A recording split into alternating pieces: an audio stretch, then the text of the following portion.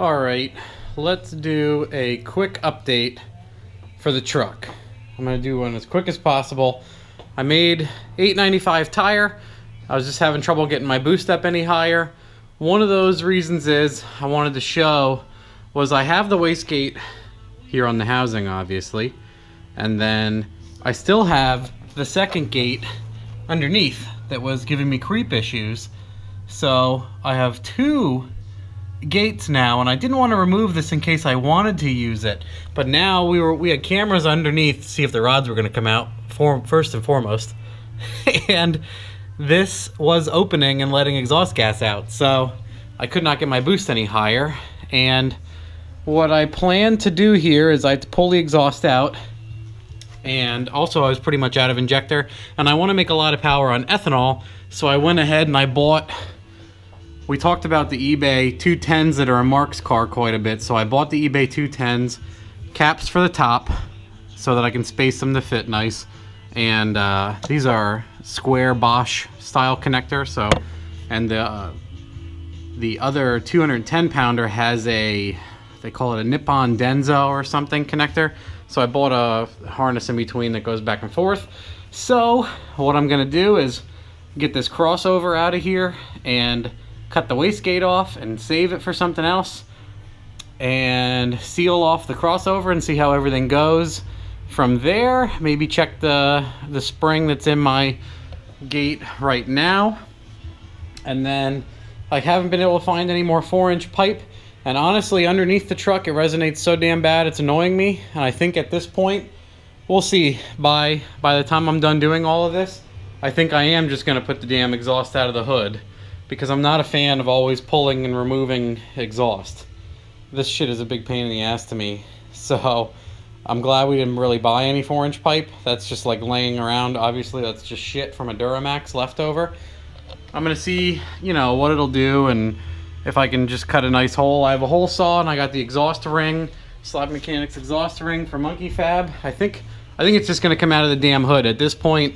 You know, if we're closing in on 1,000 horsepower, that'll might even give me 50 horsepower eliminating that. So I think I'm just gonna go right for the hood exit and some other stuff, see how it goes. Maybe I'll build 2 different exhausts where I can just dump it again and just deal with it from there. So we'll see how all that goes. I got injectors on the way. I'm fixing the crossover.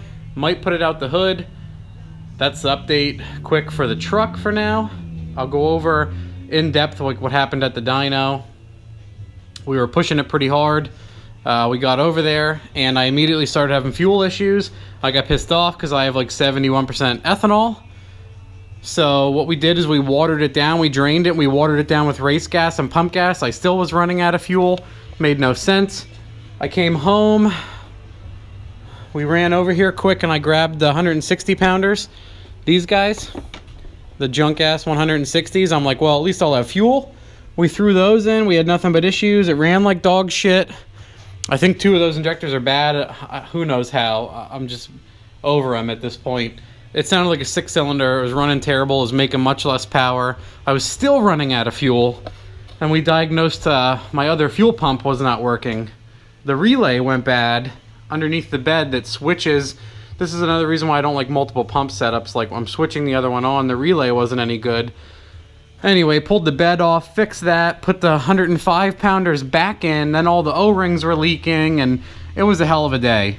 We got both fuel pumps working, the injector's not leaking, and that's when I nailed down 890-ish, and I was a little bit over 100% duty cycle, and I was only at 40% ethanol, and it was pump gas mix, and I'm like, man, I'm making a lot of power to not have good gasoline in here. So all of that combined, and not being able to make any more boost, I was like, I'll just go home, I'll get rid of that other wastegate, I'll seal everything else off, I'll order the 210 pounders. I want to see how they do. Now people question all the time, they're like, man, didn't you make more power on 80s and these 100s and other cars?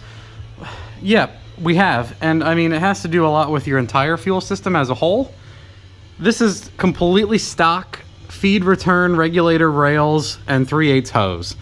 The cars where we make more power with a smaller injector have a bigger feed, have a bigger fuel pump, like the 4303, the Honey Badger fuel pump that I call it. And they have rails and a good fuel line setup and a 1-to-1 regulator that's a Boss. All of that shit works extremely well together. If you didn't know, that's where you get a little bit better fuel performance, I'm sure, because those are the cars that always shine, like Ackerman's Notch, Mark's Notch, all that stuff had good lines, regulator, good fuel pump. I just have 2 in tanks. I'm pushing through all the stock shit, and people are like, why not replace your lines? Well, that shit's expensive. It's extremely expensive to replace all the lines. It's cheaper to just buy the gigantic injectors and use less of the duty cycle and tax the whole system less and see how they work and get a base tune and all that other good stuff. So anyway, I can run 70-80% ethanol and have plenty of fuel and plenty of injector and not worry about all that other bullshit next time I go. I'm gonna test my fuel pump before we go, but anyway, that's the entirety of the whole truck update. And I'm gonna start digging into the crossover and some other stuff, and I'm gonna seal that off. Maybe I'll do some time lapse or something. And then if I decide tonight to just drill into this fucking hood, I'll videotape that for you, because that'll be exciting. I'm sure to watch me wrestle a 4.5-inch hole saw. Just fucking, I'll have to look for it then. I can't remember exactly where it is in here. I'll jam that guy in there and cut it out and pop rivet the monkey fab ring on there. Maybe I'll wait till Jamie can do it. She loves the pop rivet stuff, so I'll let her go with that. But there's all of that in a nutshell, and we'll see what happens next.